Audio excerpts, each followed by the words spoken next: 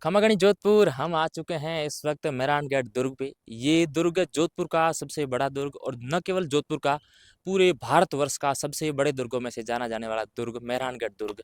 मेहरानगढ़ दुर्ग को दरअसल राव जोधा ने 1459 1459 के अंदर बनाया था।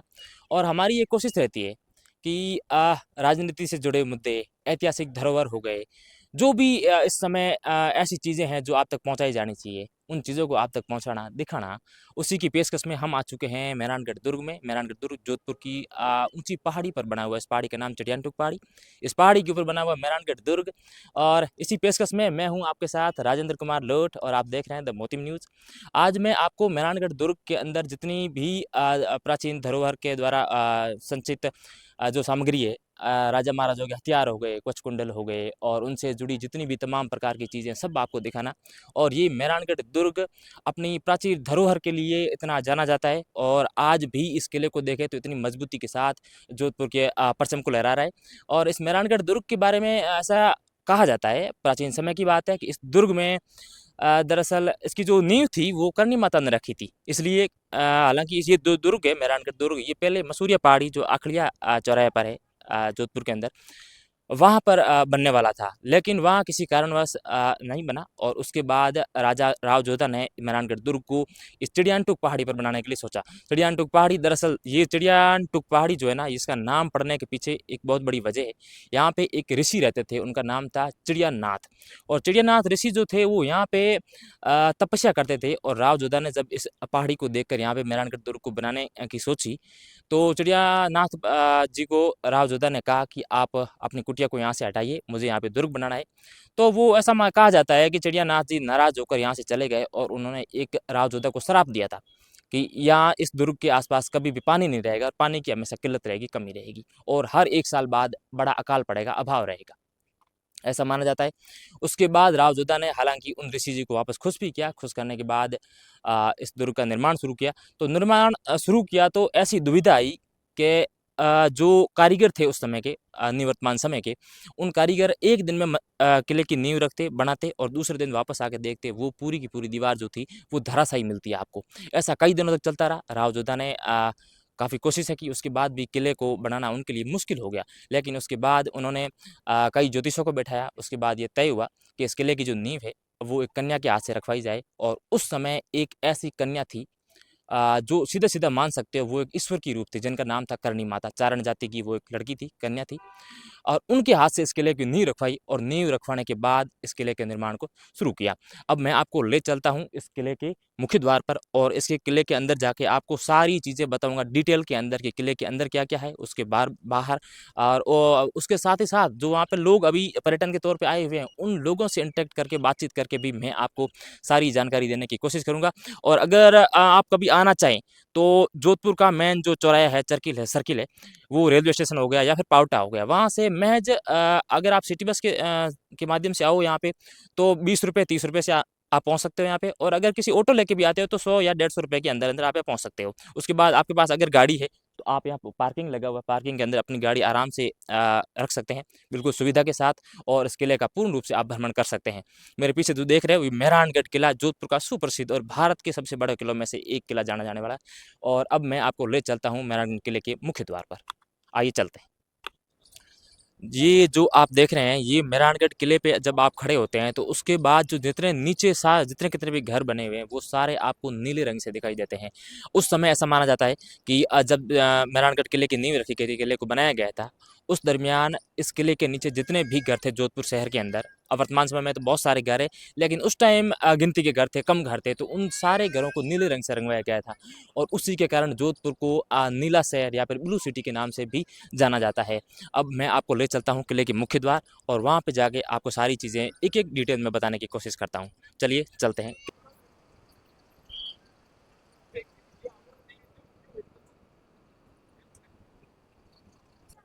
भाई साहब जब हम अंदर एंटर हुए तो यहाँ पर सेल्फी स्टिक हो गया, माइक हो गया या फिर ट्राइपॉड हो गया, जो हैंगर नहीं होता है कैमरे को रखने के लिए जो स्टैंड होता है, वो अंदर बिल्कुल भी अलाउ नहीं किया गया है। हमारा जो बैग था, बैग के अंदर से भी वो उन्होंने निकाल दिया है।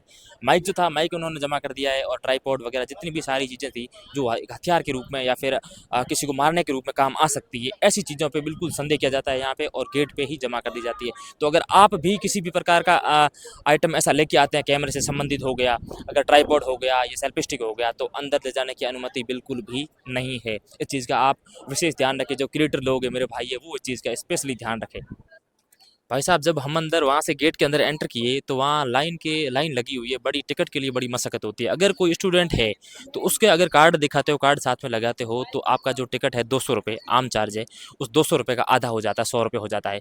हमने भी हालांकि इस चीज़ का फ़ायदा उठाया, स्टूडेंट होने का कार्ड था हमारे पास, हमने दिखाया, 200 की बजाय हमारा 100 रुपये लगा है। उसके बाद जैसे ही आप एंटर करते हो तो छोटा सा यहाँ पे कैफेटेरिया भी है, अगर आप चाय नाश्ता कॉफ़ी करना चाहते हो तो यहाँ पीछे आप मेरे पीछे व्यवस्था देख सकते हो। मैक्सिमम तो हालांकि फॉरनर होते हैं या फिर इंडियन जो हैवी प्रोफाइल गेस्ट होते हैं वही इसको यूज़ करते हैं। बाकी हम जो मारवाड़ी लोग हो गए या फिर अपने स्थानीय लोग हो गए, वो तो इस चीज़ को कम यूज़ करते हैं। चलिए ले चलता हूँ मैं थोड़ा सा आगे आपको। ये मेहरानगढ़ दुर्ग का पहला गेट, इस गेट का नाम फतेह पोल के नाम से भी जाना जाता है, और दूसरा सूर्य पोल भी कहते हैं, क्योंकि सूर्य की जो पहली किरणें होती है इस किले के इस गेट पर सबसे पहले पड़ती है। और ये जो गेट है आप देख सकते हो, ये लोहे का और लकड़ी का गेट बना हुआ, बड़ा ही मजबूत गेट बना हुआ है। और ये गेट इतना मजबूत है कि एक बार किसी तोप का अगर गोला भी इस गेट से टकरा जाए तो वो भी आर पार करने की 5 बार सोचेगा। ये आप देख लो मेहरानगढ़ किले की प्राचीर, कितनी मजबूत प्राचीर बनी हुई है। आज इसको सैकड़ों वर्ष हो गए हैं इस किले को बनाए हुए, लेकिन आज भी अपनी इस मजबूती के साथ ये किला खड़ा हुआ है। ये देख रहे हो इतनी बारीक बारीक नक्काशी, ये इस किले के लिए सबसे बड़ी सुंदरता का विषय बनने वाला है। लेकिन हम आपको इससे आगे भी और इससे भी सुंदर सुंदर चीज़ें हैं, वो आपको ले चलते हैं और आगे एक एक चीज़ दिखाने की कोशिश करेंगे। चलिए। ये मारे हिबड़ा में नाचे मोर दैया दैया भवरे ने मचाया शोर दिल दिल के गलियां बदला मौसम बदले नजारे क्या बदला है नजरिया मारे हिबड़ा में मारे हिबड़ा में नाचे मोर दैया दैया वो भवरे ने मचाया शोर दिल दिल की गलियां ले तो जाए रे दिल रो दे तो बड़े रहा दिलदार के माले मारो ले तो जय जय रे छोटी नैना तेरा तेरा रे रुमाल वो मारो ले तो जय जय गादिला कमागड़ी को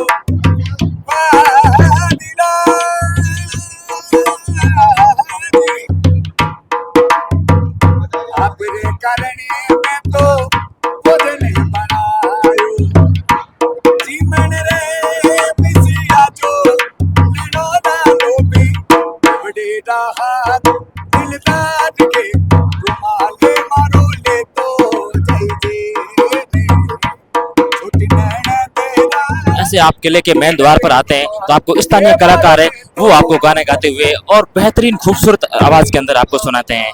बहुत ही धन्यवाद चाचा, बहुत ही धन्यवाद। क्या नाम है आपका? नगा सिंह। कितने टाइम से बजा रहे हो यहाँ पे आप? कितना समय हो गया बजाते हो आपको यहाँ पे? 6 पीढ़ी हो गई सर। 6 पीढ़ी से आप लगातार यहीं बजाते आ रहे हो? ये जैसे ही किले के अंदर आप एंटर करते हो तो उसके बाद यहाँ के जोधपुर के जो स्थानीय आभूषण हो गए, हालांकि ये मेटल के बने हुए हैं, गोल्ड के सिल्वर के तो नहीं है, लेकिन वो बड़ी खूबसूरत नक्काशी के अंदर, और छोटे छोटे चाबियों के छल्ले वगैरह हो गए, कुचन हो गए, पिलोज हो गए, छोटे छोटे बैग हो गए, जिनको फॉरनर ज़्यादा पसंद करते हैं, परचेज करते हैं। ये अंदर जैसे ही आप किले के अंदर एंटर करते हो तो उसके बाद यहाँ पे चार्ज भी लगता है, और फिर उसके बाद आप यहाँ से परचेज़ कर सकते हो। फ़ोटो खिंचाने के लिए भी हालांकि देते हैं, छोटा चार्ज भी होता है यहाँ पे। और यहाँ पे जो मैक्सिमम है और फॉरनर लोग ही यूज़ करते हैं, मैंने तो यहाँ आके देखा। और एक किले के अंदर आके सबसे रोचक चीज़ जो देखी वो ये देखी कि यहाँ पे जो लिंगानुपात है वो भाई साहब लड़कियों का बहुत ही ज़्यादा है, लड़के बहुत कम दिखाई दे रहे हैं।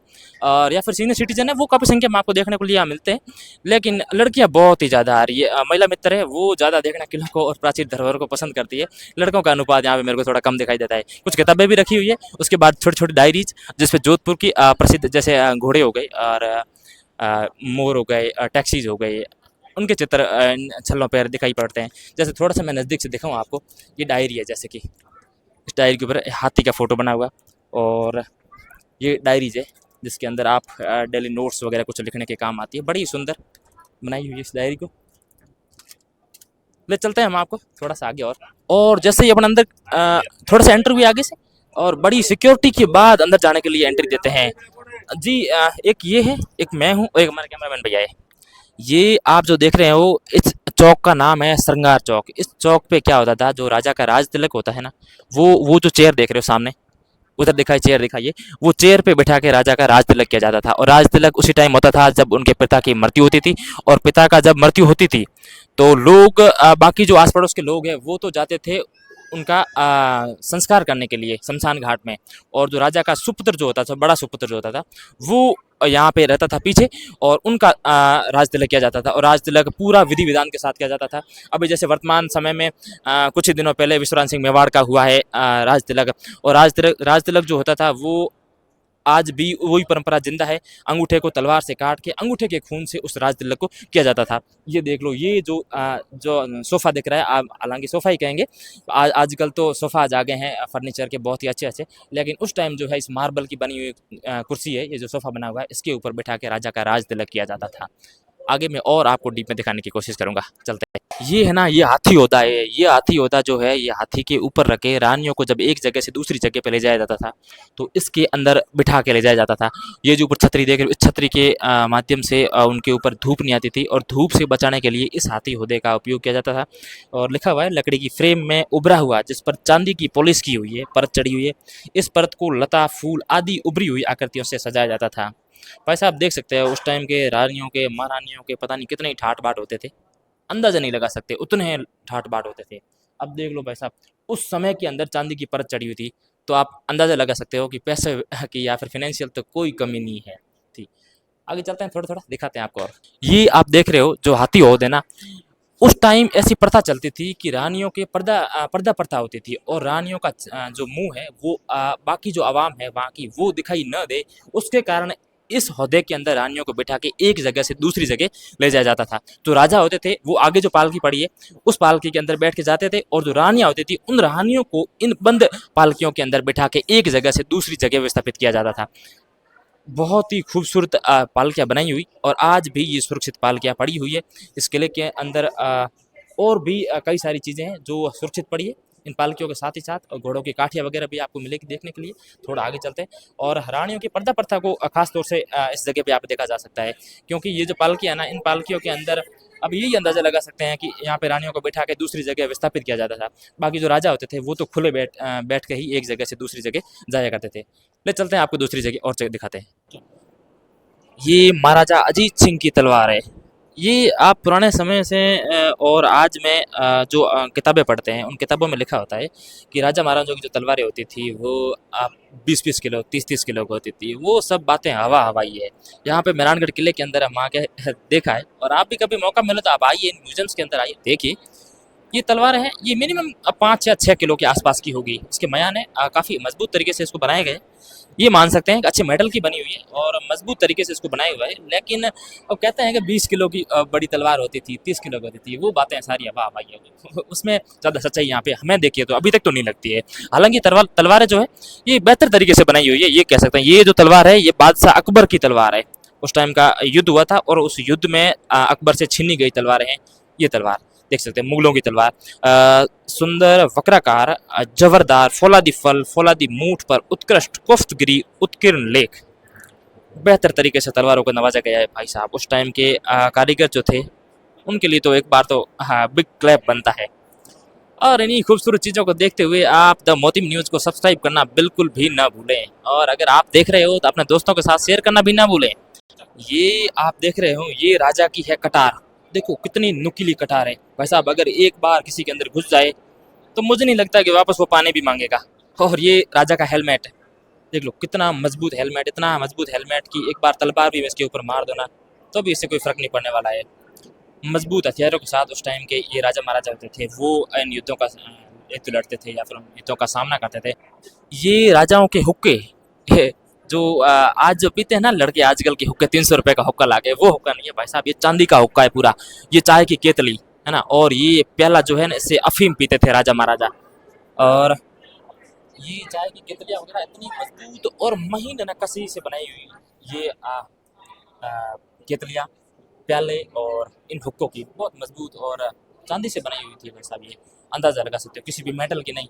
लेकिन आज के दिन भाई साहब चांदी खरीदो तो 1,000 रुपये तोला है, बड़ी मुश्किल होती है खरीदने के अंदर। चलिए आगे।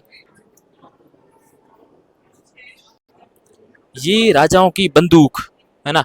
पहले कहते थे कि राजाओं की बंदूक जो होती थी वो 20 फीट लंबी, 10 फीट लंबी। ऐसा तो बिल्कुल भी नहीं था। आप देख सकते हैं ये मिनिमम कितनी हो सकती है, 6 फीट लंबी तलवार हो सकती है, लेकिन है मजबूत भाई साहब। उस दरमियान की, उस जमाने की राजाओं की तलवारें आज भी सुरक्षित पड़ी है। और ये क्या लिखा हुआ है, तोड़दार बंदूकें, फौलादी नालें, लोहे की नाल, लकड़ी की कुल्हा, उसके ऊपर चमड़े की तांत से बंधी हुई है। नाल के अग्रभाग में माखी अंकित है। बड़ी खूबसूरत भाई साहब। देखिए, अब अगर आप कभी जोधपुर आओ तो मेहरानगढ़ किले को देखना बिल्कुल भी मिस मत करना। चलते हैं आगे। यहाँ पे राजाओं की मजलिस लगती थी शाम के टाइम। मजलिस का मतलब होता है बैठक। आपने कई गाने सुने होंगे मारवाड़ी के, उसके अंदर वर्ड आता है मजलिस। उस मजलिस का मतलब होता है बैठक। राजा महाराजा शाम के टाइम यहाँ बैठते थे। यहाँ बैठ के उनके जो दास वगैरह सारे कवि जो होते थे वो कविताएं सुनाते थे, बाकी जो सेवा में लगे रहते थे, और राजा यहाँ बैठ के आराम से शाम के टाइम, हताई कह सकते हैं मारवाड़ में बातचीत को, दरअसल राजधानी भाषा के अंदर हताई बोलते हैं, तो हताई करने वाली जगह ये थी। आप देख सकते हो कितना वाइट भाई साहब। अगर अमेरिका के अंदर देखें ना, व्हाइट हाउस जो बना हुआ है ना डोनाल्ड ट्रंप का, ये जो प्रधानमंत्री राष्ट्रपति लोग रहते हैं वहाँ पे, वहाँ प्रधानमंत्री नहीं है, राष्ट्रपति है। तो उनके जैसा ये महल उस टाइम था, आज से सैकड़ों साल पहले। देख सकते हो यहाँ लिखा हुआ इमोशन ऑफ लव। दो रानियां बैठी है, राजा बीच में बैठे हैं। कुल मिला के राजाओं के उस टाइम आनंद तो थे भाई साहब, ये तो कह सकते हो। और यहाँ पे आज के दिन एक से ज़्यादा शादी नहीं कर सकते भाई साहब, बहुत बुरी बात है। लेकिन मेरी भी इच्छा है अगर 5-6 शादी हो जाए तो बढ़िया है, लेकिन ऐसा होता नहीं है। ये मेरी इच्छा अधूरी रह जाएगी शायद। मोती न्यूज़ को सब्सक्राइब करना ना भूलें।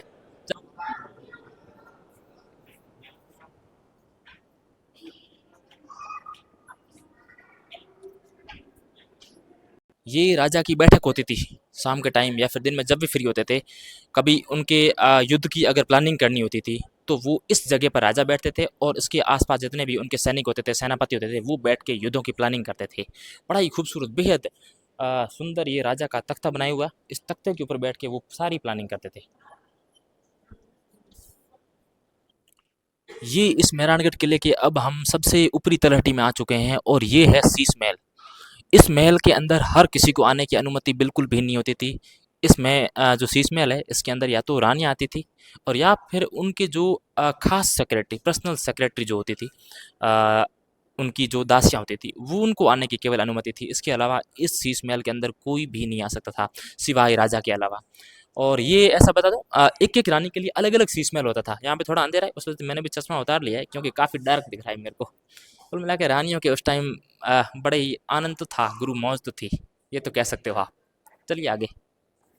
ये पुराने टाइम के राजा थे, उनके पहनने की सबसे जो प्रसिद्ध पोशाक जो कह सकते हैं, ड्रेस, उनका जो कॉस्ट्यूम कह सकते हैं, वो ये था। आज के ज़माने में जो लड़कियां पहनती हैं ना अनारकली, जिसको अनारकली बोलते हैं, ये उन्हीं राजाओं की ड्रेस से कॉपी की हुई है। देख सकते हो राजा के ये वैसे अंगरखी कहते हैं, इसका नाम जो है अंगरखी है। ऊपर से अंगरखी वाली डिजाइन है। जालोर तरफ अगर जाएं तो वहाँ के लोग हैं जो अंगरखी पहनते हैं, वाफ पहनते हैं, और जो ये घेरदार जो चूड़ियों वाला है, घाघरा टाइप, ये जो है, ये आज के टाइम में नहीं चलता है जोधपुर के अंदर। ये पुराने टाइम केवल राजा महाराजाओं की था, और ये आज भी संरक्षित इन किलों के अंदर पड़ा हुआ है। ये आप जो देख रहे हो, इसका नाम है फूल महल। इसके अंदर जो राजा होते थे, वो सामने जो सबसे बड़ी तख्ती जो दिख रही है आपको, वहाँ पे राजा बैठते थे, और उसके अलावा जो उन राजा के खास मौजीज़ जो लोग होते थे, वो इसके आसपास बैठते थे। और इसको एक पूरा ऊपर से शीशे की तरह ही नवाजा गया है। ऊपर राजा महाराजाओं की जितनी पीढ़ी दर पीढ़ी है, उनकी फोटोएं, तस्वीरें लगाई हुई है। और इसका जो अंतिम रूप से इसका जो निर्माण करवाया था, वो अभय सिंह ने करवाया था। राजा अभय सिंह थे, उन्होंने इसका निर्माण करवाया था। और रेड कारपेट बिछा हुआ, आज भी ये सलामत है, सुरक्षित है, और बहुत ही खूबसूरत तरीके से इसको नवाजा गया। भाई साहब, मेहरानगढ़ किला कभी भी मिस ना करें। अगर जोधपुर आए तो जरूर आके देखिएगा एक बार। नीचे है ये होली चौक है। जब होली का त्यौहार होता था तो उस टाइम नीचे जो यहाँ के लोग होते थे, वो राजा के साथ होली खेलते थे। और हम जहाँ वर्तमान जगह में जहाँ खड़े हैं ऊपर, ये झरोखे बने हुए हैं। इन झरोखों के अंदर खड़ी होके रानियाँ उन होली को, होली के त्यौहार को, होली खेलती हुए लोगों को देखती थी और एंजॉय करती थी, क्योंकि रानियों को नीचे जाने की अनुमति बिल्कुल भी नहीं थी। यहाँ पे रानियों के लिए काफ़ी सारी पाबंदियाँ भी थी। छोटे छोटे झरोखे बनाए हुए हैं, और झरोखे भी आप सोच रहे होंगे कि यार रानी तो एक होती थी, झरोखे इतने क्यों? तो मैं बता दूं, रानी भी एक नहीं होती थी, एक एक राजा के सात सात आठ आठ रानियां होती थी, है ना, सबके लिए अलग अलग। और फिर उनकी रानियों की जो दासियां होती थी, उन वो भी यहीं खड़ी होती थी, क्योंकि वो भी रानी से कम खुद को फील वो भी नहीं करती थी। ये बात बिल्कुल भी सत्य थी कि जो राजा महाराजाओं के ढाले होते थे, भाले होते थे, वो इतने लंबे, देख लो भाई साहब, 4-4 मीटर के लंबे भाले और इतने नुकीले भाले कि अगर किसी के भी मार दें, अगर ये हाथी को यार पार हो जाते थे, इतने ये जो भाले हैं, ये मजबूत, आगे कॉपर से बने हुए, मेटल के बने हुए भाले। और उसके बाद ये जो आप देख रहे हो ना आगे, ये उनकी जो कुल्हाड़ियाँ, कटारियाँ, ये सारी इसके अंदर विद्यमान है। और ये जो बंदूकें, आज के समय की जो आप कह सकते हो 12 बोर बंदूक होती है, उसकी कॉपी करके ये पुराने वाले जो तलवार थी, उनकी कॉपी करके आज वाली 12 बोर को बनाया गया है। ये देख सकते हो, इनकी जो कटारें हैं, ये खंजरियाँ वगैरह सारे, ये जो पतला सा देख रहे हो आप, ये सुआ, इस सुए को दरअसल जो हाथी पे जब राजा बैठ के सफर करता था ना दूसरी जगह, तो हाथी को आगे चलाने के लिए इस सुए को मारता था, सुई को। ये बड़ी ज़्यादा ही लग रही है मेरे को तो भाई साहब, लेकिन ये हाथियों के फर्क नहीं पड़ता था। और आगे चलते हैं, ये उनकी बंदूकें देख लो भाई साहब, मेटल की बनी हुई, चांदी की बनी हुई तलवारें, ये सॉरी माफ़ कीजिएगा, ये बंदूकें इतनी, अब इससे लंबी आपको तलवार या फिर ये बंदूक और कहीं भी जगह आपको नहीं मिलेगी। केवल कहीं भी जगह क्या इतनी होती थी और इतनी यूज करते थे राजा। और बाकी किताबों के अंदर कई भी अपन पौराणिक ग्रंथों के अंदर पढ़ते हैं, देखते देखते हैं कि ये होती होगी 5-5 मीटर की, ऐसा बिल्कुल भी नहीं है। ये देख लो, ये जो रियल में है, जैसे ये कटार भी है ना, तो ये मुश्किल से 1 फीट या 1 फीट से थोड़ी सी ज़्यादा हो सकती है। तलवार है, तलवार ये मुश्किल से आधा मीटर से थोड़ी तो कम है, और इसी साइज़ की सारी मिलेगी आपको। ये तलवारें आज भी सुरक्षित है भाई साहब, तलवारें ये एकदम गोल गोल तलवारें।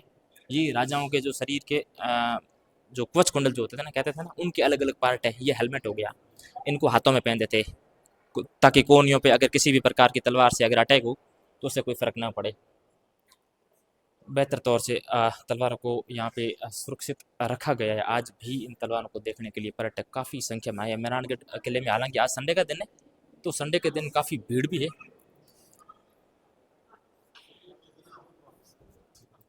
ये आप जो देख रहे हो, ये है राजा के सोने के लिए जो बेडरूम होता था, वो बेडरूम है। एक बेड लगा हुआ है और उसके पास में सोफ़े लगे हुए हैं। जब उनका बैठने का मन होता तो सोफ़े पे बैठ जाते थे, और भोजन भी कई बार होता था राजाओं के इन्हीं बेडरूम के अंदर ही आता था। तो जो आप देख रहे हो, ये यहाँ पे बैठ के वो राजा लोग भोजन करते थे अपना। और ये जो बेड लगा हुआ है, इस बेड पे उनका सोते थे, विश्राम करते थे। और बाकी जो सोफाज है उनके बैठने के लिए होते थे हालांकि मेहरानगढ़ की जो किला है, ये सरकार के अंडर में नहीं है। महाराजा जो गजय सिंह है, वर्तमान जो संरक्षक के तौर पे गजय सिंह है, उन्हीं के अंडर में आता है। और इस जो किले से जो रेवेन्यू आता है, यहाँ का जो स्टाफ है, उन्हीं पे खर्च किया जाता है। और इस किले की रखवाली में भी उसी रेवेन्यू को लगाया जाता है। हमारे साथ अभी जुड़ चुके हैं जो फ्रेंच के कुछ गेस्ट हैं, उनके जो एस्कॉर्ट गाइड के रूप में जो भैया उनको गाइड कर रहे हैं, वो घुमा रहे हैं पूरा जोधपुर। भैया क्या नाम है आपका? राकेश कुमार है मेरा नाम। सर कहाँ से बिलोंग करते हो आप? मैं जयपुर से हूँ। अच्छा, इन गेस्ट को आपने कहाँ से पिकअप किया है? दिल्ली से। ये कहाँ के हैं गेस्ट ये बेल्जियम के है, एक फ्रांस का है। तो आप मतलब सारी लैंग्वेज बोल लेते हो? नहीं, मैं 2 लैंग्वेज बोलता हूँ मेरी। कौन कौन सी? स्पेनिश और फ्रेंच। फ्रेंच? इंग्लिश सब कॉन्स्टिट्यूट है। मतलब इंग्लिश तो एक बेसिक लैंग्वेज है, वो तो आप सबको आती है ना? मतलब फ्रेंच ज़्यादा बोलता हूँ मैं, मोस्टली फ्रेंच काम करता हूँ। तो फ्रेंच लैंग्वेज में मान लो अपन गुड मॉर्निंग बोलते हैं इंग्लिश में, तो फ्रेंच में क्या कहते हैं? फ्रेंच में बोलते हैं उसको बोंजूर बोलते हैं। बोनजूर। बोंजूर। और मान लो बोलते हैं व्हाट्स योर नेम, अगर मेरे को किसी गेस्ट को पूछना हो तो मैं उसको जैसे डायरेक्टली किसी से बोलते हैं तो हम बोलते हैं कि कोमता लेबू, जैसे अपना जैसे कि जवान होते हैं बच्चे वगैरह, और जो बुजुर्ग होते हैं उनको बोलते हैं कोमता लेबू। कोमता लेबू। कोमता लेबू। लेबू। आप कब से ये काम कर रहे हो भैया, गाइड वाला ये? 16 साल से कर रहा हूँ। 16 साल से? हाँ, और पूरा ऑल इंडिया टूर तो पूरा लगभग आप ऑल करते ही इंडिया। होंगे। उसके बाद में बाली, इंडोनेशिया। तो और ये उसके बाद आप मतलब किसी कंपनी के द्वारा इनको अफोर्ड किए जाते हो या फिर ये मेरा ही कंपनी का काम है। कंपनी का काम है आपका खुद का? खुद का ही। अच्छा लगा आपसे मिलके, आपसे भी अच्छे राकेश लग रहे सर, हैं आपको। Very good. Encontré des amis de moi. Là, regarde, le lui. Bonjour. Ah, Donc, bonjour, comment elle allez-vous? s'appelle Emily. Voilà, bonjour, comment allez-vous? भाई साहब समझ में तो कुछ नहीं आ रहा है, लेकिन बड़े ही खूबसूरत लोग हैं। राकेश भैया ने मिलवाया हमें इनसे, बड़ा अच्छा लगा भाई साहब, कमाल।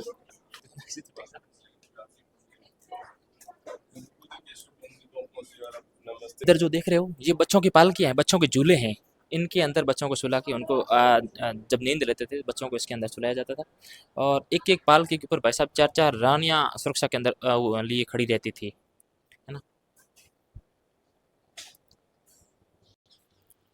ये देख लो, ये पाल की एक बच्चा अंदर सोता था और दो दासियां इसकी सुरक्षा के अंदर पालना या झूला झुलाने के लिए दो दो रानियां एक एक बच्चे की सुरक्षा के अंदर खड़ी रहती थी। क्योंकि उस समय ज़्यादातर क्या होता था, राजाओं के एक ही पुत्र होता था और उस पुत्र की रखवाली करना बहुत ही ज़रूरी था, क्योंकि कोई किसी भी समय कोई भी व्यक्ति आके उनके ऊपर हमला कर सकता था या फिर राजा के सुपुत्र को मार सकता था। क्योंकि ऐसे कई सारे राजा हुए हैं जिनका 5 साल या 4 साल की उम्र में राज्याभिषेक होता है, राज तिलक होता है, तो उन बच्चों की सुरक्षा करना बहुत ही ज़रूरी था उस समय। तो इसलिए अच्छा, 2 रानियों को भी इसलिए रखते थे क्योंकि हो सकता है एक रानी जो होती थी वो बेवफ़ाई भी कर सकती थी, क्योंकि किसी भी ऐसे कई सारे राजा हुए हैं जिनको उन्हीं की पत्नियों ने मारा है। कई ऐसी दासियाँ हुई हैं जिन्होंने अपने ही रानी के बच्चों को मारा है या उनका अपहरण करवाया है। तो उस वजह से 2 रानियों को यहाँ पे रखा जाता था। क्यों? कि हो सकता है एक बेवफ़ाई कर दे लेकिन दूसरी नहीं करे। इसलिए एक से ज़्यादा रानियों को या फिर दासियों को यहाँ पे अफ़ोर्ड किया जाता था। ये किले के अब हम सबसे ऊपरी तलहटी में, तलहटी नहीं दरअसल ऊपरी छोर पे हैं। और मेरे जो पीछे देख रहे हो छोटा सा कैफेटेरिया, सुंदर सा कैफेटेरिया है। ये पुराने टाइम राजा महाराजाओं के लिए ये बैठने के लिए दरअसल दरअसल शाम के टाइम मजलिस लगती थी यहाँ पे, और उस मजलिस को अब ये जो है कैफेटेरिया के रूप में बना दिया गया है। अब फॉरेनर गेस्ट ज़्यादातर लग रहे हैं, इंडियन भी है काफ़ी सारे। स्थानीय लोग तो उसको अफोर्ड नहीं कर पाते, क्योंकि भाई साहब जो बिस्लरी की बोतल 20 रुपये में बाहर मार्केट में मिलती है वो यहाँ 150 रुपये में मिल रही है। तो हर किसी के लिए अफोर्ड करना तो मुश्किल है। लेकिन है काफ़ी सारे फॉरेनर गेस्ट और इंडियन जो भी वीआईपी गेस्ट है उनके लिए पूरी रूप से व्यवस्था है और आनंद कोई भी उठा सकता है। और यहाँ पे जो ये वेटर भैया है ये भी अपनी राजस्थानी और जोधपुरी पोशाक के अंदर है पूरे। और जो आप कैमरामैन सहयोगी थोड़ा सा आप पीछे से कैमरे को घुमा के अगर दिखाए ना, तो बड़ी ही महीन महीन नक्काशी की गई है राजा महाराजाओं के और रानियों के, और बाहर देखने के लिए झरोखे बनाए हुए हैं, क्योंकि रानियों को बाहर आने की पूरी अनुमति तो थी नहीं। थोड़ा थोड़ा आप कह सकते हो उस टाइम पर्दा प्रथा वाला, थोड़ा थोड़ा क्या ज़्यादा ही था, पूर्ण रूप से ही था। और ये झरोके बहुत ही छोटे छोटे बनाए हुए हैं अपने, ये भी नहीं है कि जैसे आजकल अपने घरों में जो खिड़कियाँ होती है वो खिड़कियाँ इतनी बड़ी बड़ी होती है, उन खिड़कियों से इतना नहीं है झरोके, बिल्कुल या फिर 2 फीट या 3 फीट के आसपास में होते थे। बातों ही बातों में हमें मिल चुके हैं यहाँ पे जो कैफेटेरिया है, यहाँ के F&B स्टाफ कह सकते हो या फिर अपनी भाषा में जो वेटर लोग होते हैं ना, सर्विस करते हैं अच्छी सी, वो रावल सिंह जी इनका नाम है। रावल सिंह, मैं सही बता रहा हूँ ना? हाँ जी, जी, कहाँ से हो आप? खिरजा खास। खिरजा खां से, यहीं जोधपुर के ही रहने वाले हो। कितने टाइम से आप यहाँ मेरे सर्विस को कर रहे यहाँ हो? समथिंग 1.5 साल हो गया। 1.5 साल हो गया। तो ये कैफेटेरिया यहाँ पे एक ही है या फिर इसके अलावा और भी है? यहाँ पे और भी है। अच्छा, और भी है। तो यहाँ तो ओनली गेस्टों का है, बाकी स्टाफ का है वो नीचे एक अलग से ही है। तो यहाँ पे जो मान लो जैसे पानी की बोतल हो गई या फिर कोई भी डिश हो गई, उसकी जो प्राइस है वो जो बाहर मार्केट में है उतनी है या फिर उससे ज़्यादा है? नहीं, उससे अलग है वो। जैसे मान लो फॉर एग्जांपल के लिए कहा जाए तो एक्वाफिना बोतल है, वो बाहर मार्केट में मुश्किल से 20 या 25 रुपए में आती है, अपने यहाँ पे कितने में? हमारे यहाँ पे वेदिका की यूज होती है जो MRP पे है 40 और 60। 60 रुपए। तो जैसे बाहर जैसे कुछ जैसलमेर तरफ देखें या फिर उन जो फॉरेनर के जो रिसोर्ट होते हैं, उन रिसोर्ट के अंदर मैंने कई बार देखा है जैसे बिस्लरी की बोतल बाहर मार्केट में 20 रुपए का आ रही है और वो बेच रहे हैं 150 रुपये में, चाहे आ रही है 30 रुपए की वो बेच रहे हैं 140 रुपये में। तो वैसे प्राइस यहाँ पे भी प्राइस यहाँ पे रीजनेबल है, वो अलग अलग है सबके। रीजनेबल है।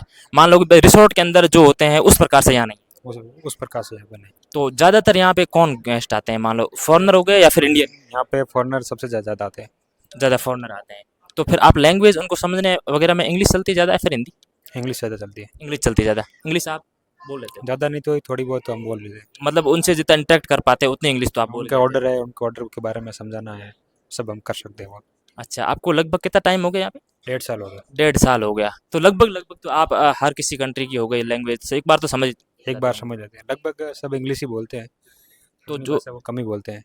कम बोलते हैं। तो यहाँ जो आपकी जो सैलरीज वगैरह होती है या फिर ये किसी ट्रस्ट के थ्रू आती है या फिर कोई दूसरी? ये ट्रस्ट के थ्रू आती है, क्या नाम है इस ट्रस्ट का? Mehrangarh museum trust. Mehrangarh museum trust. मान लो जो हमने जैसे बाहर टिकट लिया तो वो टिकट का पैसा जो है वो इसी इसी ट्रस्ट में जाएगा। उसी ट्रस्ट में जाएगा।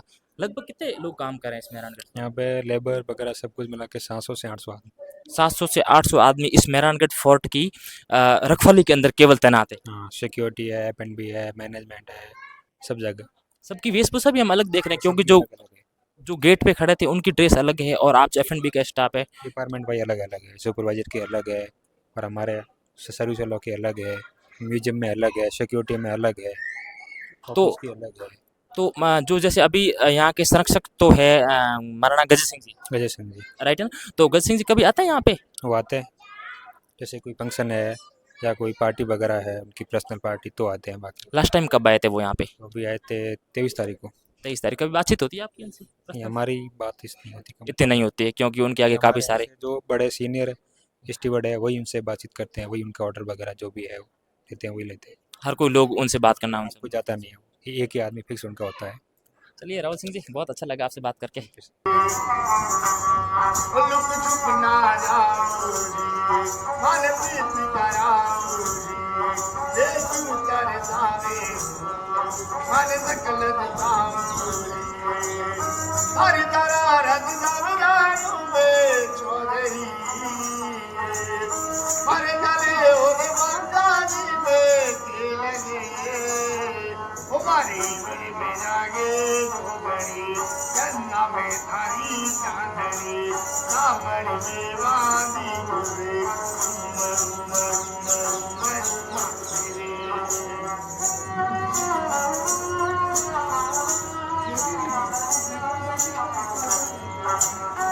ताली बाटी गाले आगे मारे गोवी, घना गिरा डाले आगे छोका ले लगोवी, तारी तारा रत जब जानू में चौधरी, हरी हरी में जागे गोबरी, चंदा में सारी चांदनी, सावन में वादी गुरे, उमर उमर उमर उमर ये जो पीछे देख रहे हो ये तोपें हैं उस समय की। इन तोपों को हाथियों के पीछे लादा जाता था और इन तोपों का दरअसल नाम है गुब्बारा, नुसरत, इनके अलग अलग नाम है, सब सारी तोपों के अलग अलग नाम है। और ये तोपें अभी तो इनके व्हील नहीं है, पहिए नहीं है, बाकी इस पे जो व्हील होते थे और फिर ये जो हाथियों के पीछे लादी जाती थी, बहुत ही भारी भारी, इसका नाम है रारूड, तोप का नाम है। सारी तोपों के अलग अलग नाम होते थे और काफ़ी सारी तोपें हैं जो इस किले के सबसे ऊपरी भाग पर सुरक्षित रखी गई है। और उसके उस तरफ आप फिर थोड़ा आगे देखोगे तो वो जो म्यूजियम है, उस म्यूजियम के अंदर राजा महाराजाओं की बाकी जो सारी सामग्री होती थी वो उन म्यूजियम्स के अंदर सुरक्षित रखी गई है। और जो तोपें हैं उन तोपों को सबसे ऊपरी भाग के अंदर यहाँ पे सुरक्षित रखी गई है। उसके जस्ट बैक साइड आप देखोगे तो माँ चामुंडा का मंदिर, थोड़ा आगे चलिए दिखाते हैं माँ चामुंडा का मंदिर। इस किले की जो नींव रखी थी उससे पहले इस माँ चामुंडा का मंदिर बनाया था, उस और मंदिर बनाने के बाद में इस किले की पूरे निर्माण को शुरू किया था। ये दरअसल मैंने आपको पहले एक कहानी बताई है कि इस किले का निर्माण जो किया था वो करनी माता के हाथों से किया गया था। और उससे पहले ये जो मैंने बात बताई थी कि किले का जब निर्माण करते थे, एक दिन इस किले को बनाते और दूसरे दिन उस किला धराशायी हो जाता, पूरा ढह जाता। तो उसके कारण माँ चामुंडा का पहले मंदिर बनवाया, फिर करनी माता के हाथ से इस किले की नींव रखी और इस किले का पूरा संपूर्ण निर्माण हुआ। अब आपको धीरे-धीरे ले चलता हूँ मैं माँ चामुंडा के मंदिर की ओर और दिखाता हूँ वो प्राचीन सैकड़ों साल पुराना माँ चामुंडा का मंदिर। ये वो माँ चामुंडा का मंदिर जिसका निर्माण इस किले की नींव रखने से पहले इस मंदिर को बनाया गया था। ये माँ चामुंडा का मंदिर और राठौड़ राजवंश की दरअसल ये कुलदेवी है माँ चामुंडा। और कोई भी काम अगर इस किले के अंदर होता था या फिर किले के बाहर भी कोई होता था तो सबसे पहले माँ चामुंडा के दर्शन किए जाते थे। इनकी पूजा आराधना के बाद दूसरे काम की शुरुआत की जाती थी। हालांकि इस मंदिर को मैं आपको डीप से दिखाता, अंदर से दिखाता, लेकिन कैमरे की पाबंदी है, अंदर कैमरा ले जाना बिल्कुल भी निषेध किया गया है। उसकी वजह से हमें थोड़ा बाहर खड़ा होकर इसको शॉट करना पड़ रहा है। हाँ, माँ चामुंडा का मंदिर, इस मंदिर को दिखाने की हमने कोशिश की पूरी, लेकिन मंदिर के अंदर कैमरा ले जाना जैसे कि पहले बताया थोड़ा मना था, उस वजह से कैमरे को हम भी अंदर नहीं लेके गए। और आज हमने पूरा आपको दिखाने की कोशिश की मेहरानगढ़ किले के सबसे बाहरी गेट से लेकर अंतिम छोर माँ चामुंडा के मंदिर तक। माँ चामुंडा आप सभी को स्वस्थ रखे, दीर्घायु करे और आपको खूब सारी तरक्की दे। और बेहद ही खूबसूरत किला और इस किले की जो प्राचीर हैं वो आप बिल्कुल देखने लायक है। और आप अगर कहीं भी है, अगर जोधपुर के हैं या जोधपुर से बाहर के हैं तो मेहरानगढ़ किले को देखना आप बिल्कुल भी न भूलें। अगर जोधपुर आओ तो 2 घंटे 3 घंटे निकाल के आपको यहाँ आना चाहिए, है ना। तो उसी के साथ साथ अगर आपने द मोतिम न्यूज़ को सब्सक्राइब अगर नहीं किया है अभी तक तो करना बिल्कुल भी न भूलें। और मेरे साथ कैमरे के पीछे हैं जीत, साथ में सहयोग कर रहे हैं मनोज, और आप देखते रहें द मोतिम न्यूज़। मैं हूं आपके साथ राजेंद्र कुमार लोट। नमस्कार।